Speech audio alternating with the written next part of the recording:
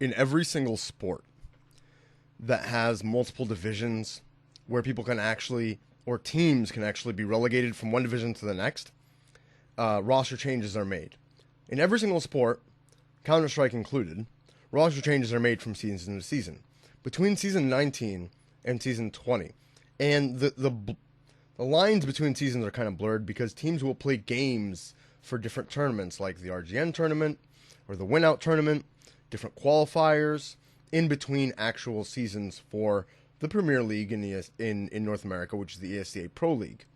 Now, a surprising team from the Premier Division that has showcased a lot of talent and was coached last season by arguably one of the greatest support players in Counter-Strike's North American scene, AZK, a player who has been banned by Valve. He's one of the iBuyPower 4, along with Steel Days Swag. This player, AZK, coached NME, and it has been a bit of a treat, actually, to watch them play in the games that I've watched them. The lineup for NME last season, you had technically Uber as a entry fragger, but he was a bit of a slow, methodical entry fragger, and he would also, in some aspect of the map, he could sort of go into more of the playmaker role where he is lurking, or he is fast lurking, or he is doing something else. Then you also had ZNF, or ZNF, he was more or less the trade fragger, but of course sometimes he would outpace Uber in the games that I would watch, and he'd go out and he would actually make the first interaction. I've seen it multiple times. And it wasn't always against ecos. It wasn't like he was chasing eco frags. A lot of times it was against gun rounds. He was just either the more hot-headed or the more aggressive player sometimes. So I will admit that the lines between who the entry fragger was and who wasn't were a little blurred. And you had Ryu, who was both the in-game leader and a pure support player, setting up his teammates in many aspects. Kusta was the opper, and he has surprised a lot of people with his talent, his skill, the plays that he's made, and the decisions that he's made. He looks to be one of the most promising people in North America. And then you had Anomaly, who was able to pull off some ridiculous clutches, had great positioning, great timing, and is generally just that promising clutch player who you might say, okay, this guy, what the fuck is he doing? And then all of a sudden he turns it into a 2 or 3K and clutches out a round for his team. Altogether, these 5 went on to play really well in Premier. I believe that for season 19, they went 14-2 in Premier, and they went all the way to the finals of Premier where they lost, I believe, to Lunatic. And in the regular season, I think they only lost best of ones to Noble Esports on Cobblestone and Make War Not Love on Mirage. I don't think it's always their name, but it was basically I think it was actually a different name, Josh BM and FGB's team. But anyway, so what's happened so far is that Uber, Kusta, and Anomaly, and Ryu, I think during the season had issues with players ZNF, and Ryu, as he blogged about, said that he just didn't have enough time, and I believe it. I mean, he works full time. Apparently, everybody does. 2 of the people on the team are currently in the military, ZNF being one of them. And Ryu, if he was working as much as he said he did, he just really didn't have enough time to dedicate to the game. And he was also held into question due to his statistics, his ADR, if that matters to anybody. It doesn't matter to me. I look at it more in the game decisions. And in the game decisions, what I would see is that Ryu was a support player, yes, but there were numerous instances where he could have had the kind of late round impact that a support player would have. This is actually what made AZK such a great player, is that he would support his teammates early round for them to frag, and if they fragged, great, the round was won. But if they didn't, AZK, kind of sort of like Shroud is now asked to do sometimes, would still be able to, at that point, pull off something pretty insane along with, you know, other late round players like the Lurker or the Opper, Kusta or Anomaly, and actually end up winning the round. And what I haven't seen from Ryu is his ability to do that. So I haven't seen Ryu, I've seen him on multiple occasions fail to win those end rounds or those clutch rounds. Not when it's necessarily even in his favor, but more or less when it's like a 3v5. And who could win those? I mean, I can't necessarily blame him for that. It's a very difficult situation to be in the first place, or 3v4 even, or even like a 1v3 or something like that. So those kind of situations are situations that take really tremendous talents to be able to sort of manage your way through them. But Ryu also said he didn't have time to really work on his individual skills because of everything, and that's understandable as well. But what I really want to address is the idea of what ZNF was fragging in his statistical contributions. Because what ended up happening is ZNF ended up getting replaced. So ZNF was effectively cut, and Mainline was brought in from Method. Now, if you look at the POV streams of Method, there was a lot of, so to speak, negative energy that was directed towards Mainline. He was often spoken to despicably, and he was often put down a lot by his teammates. I think anybody who watched the POV comms that Silent 3.3 FPRM would host on his stream would see that.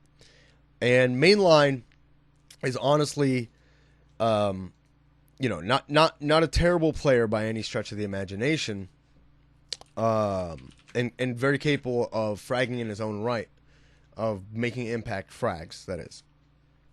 However, when we examine the record of, NMEGG, people were saying ZNF is their best player. If you look at ADR, and I do like to look at ADR, or even headshot percentage, or even if you look at the games themselves, I mean, let me just go by the facts, okay, because people like that. Season 19, regular season, Uber led his team with 99.2 ADR. To do that as an entry frag is fucking insane. That means it's not like, oh yeah, he's the entry fragger, we're setting him up to do this, and he's getting these frags, and, well, it's supposed to be like that. No, it's not like that on any other team. It really isn't. He is making those frags, and Uber's able to make that kind of impact in spite of his position, not because of it. In spite of his role, not because of it. In his role, Uber should more or less actually be fragging to the level of someone like Anomaly, ADR-wise. But it's just because of Uber's absolute insane abilities that he was doing the job that he was, actually. If you put anybody in Uber's shoes, they probably wouldn't have done as well as Uber did. And then the Lurker would have had probably, and the support player would have, if they were better, would have had more opportunities to do better as well. And this isn't just statistical. I've watched a lot of enemy games. I've seen the game impact, early round impact that Uber has had. I've seen him just most recently against Liquid. And, I mean, you're talking about a guy who would get a 2K to open up a round. Any player who can do that is a tremendous talent in this game. The thing with ZNF is, oftentimes ZNF would also be the entry fragger. And oftentimes he would outpace Uber and he would just go for something and he'd get it. Sometimes he wouldn't. But that's not the point. Even in playoffs, Uber had higher ADR than ZNF. I mean, his ADR was 92.8, ZNF's was 90.3.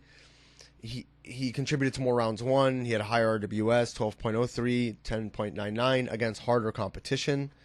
Playoffs, that is. So it's easier maybe to do that against, regular main premier competition. But when you're talking about playoffs, you're talking about something that best of threes that are very competitive and everybody's taking very seriously. But it's not just that. I mean, it's not about the ADR. If you look at the 1v1s, Uber has won 11 1v1s for his team. Uber's insane because he's not just a guy who opens up rounds.